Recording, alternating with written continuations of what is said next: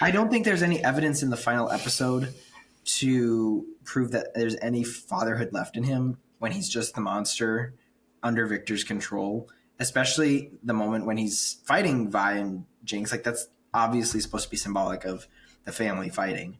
But then when he's going down with Jinx, he's still like trying to attack her. Like, he's grabbing her, he's falling, and then she pulls the grenade. It just seems like yes, he continued to lose his humanness throughout each of his deaths. I wish he would have had the one resurrection with the Shimmer at the end of season 1, episode 3, and then be done and have that still be a driving force in the back of the girls' minds, not being a present physical thing. Sorry. We're going to let you guys talk. Mm-hmm. Are you done? I'm done. Okay. Michael? You can see how tired the girls are at the end because they're just like, Vander, really? Like, you're using that as an excuse again? With Vi, especially, whenever Jinx brings him into the picture, she's like, are you kidding me? Like, really, Vander? Like, Vander is what you're going to use to bring me back? Like, it's not going to work. She's just also tired of it. I totally agree with you, Seth. I think, like, you need to honor death in a film, or you just start to lose respect for other aspects of the film. But another part, I think, like, one of the big reasons the writers may have used Vander coming back was so that they could go into Jace's story and the Black Rose situation and all that, because while that's happening, while he's healing from the cult and all that, then the writers are able to go into this whole other aspect that's happening on the other side with the arcane and with all of that, while these two main characters who we have a lot of connection with are trying to heal. So they're using Vander as like a way to not talk about these characters for a bit and focus on something bigger, which is cool, but I think there could have been a better way to do that.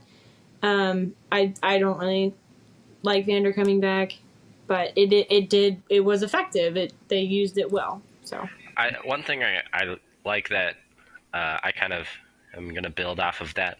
It seems like Vi is having the same exact reaction to Vander being alive as the audience. So we almost sympathize with Vander. It's like, or with Vi, it's like, don't give us hope. Like, he's dead. Just leave him dead. Don't drag me on for some sort of story. And we're like, yeah, Vi's kind of right. And I kind of like that. But I also understand it's like, just leave a character dead. Keep death as having a meaning. And like, we're almost all with that side of Vi's like, no, just don't listen to her. Yeah. And I want to be rooting for a character, which is why I say that they could have done it better. We want to be rooting for something instead of rooting with the character against something. I like my fiction, like My Little Pony, where it's a short episode and it ends with friendship conquers all and everything's happy and everything's good. And so when Seth said that there were rumors about Vander coming back, I was like, oh, that's amazing, because like, Jinx is going to come to the end of herself and she's going to need Vi and she's going to come back to Vi and Vi's going to be at the end of herself and they're going to need a family and they're going to have Vander and everything's going to be great. And then they got so close and then they just crushed my soul. And then they blew everything up. And it's beautiful and it's amazing and it hurts so bad. It hurts so good is what I think about it. Like, it's just so well. I left, so I don't actually know what you're talking about, but I agree. Hurts so good. Yeah. That is my love-hate relationship with Vander coming back, though, is that it really got us so close to what we all wanted, and I wanted it so severely that I was like, come on, this has to be the ending. And then when it didn't come, I was like, it's amazing, and it's beautiful, and it's reality, and it hurts so much. Yeah. I think there was also a part of me that was confused, and I had to ask Josh, like, who is this beast guy? Because we knew it was Vander because they said it was, but I was like, why is he coming back as a dog?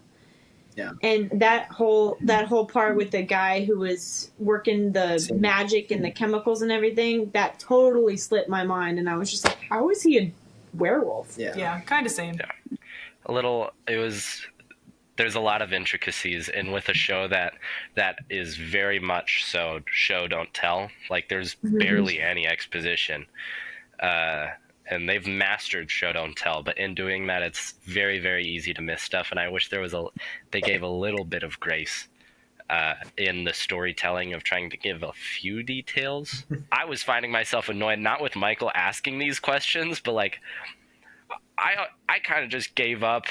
I don't know. Can we just yeah, it's Vander. You know, we don't need to figure out how this happened. He's Vander now, so just accept his happy ending. We don't need to figure out. We'll do the how later. Let's just. I'm gosh. It wasn't that I was annoyed with her asking. It's just that I was annoyed I didn't know. Yeah, you know. I know. I quite enjoy when she asks.